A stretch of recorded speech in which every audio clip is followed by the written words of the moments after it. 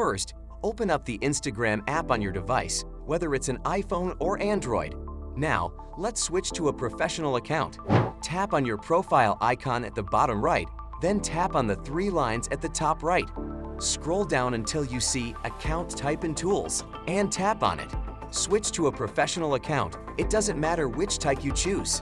After setting it up, you'll gain access to more advanced analytics. Now, let's check the Reel views. Tap on the Reels icon, then select a reel you want to check.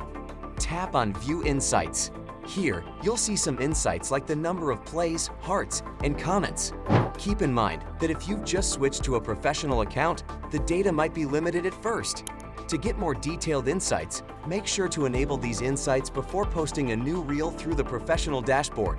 Once enabled, it will start collecting data on who views your reels.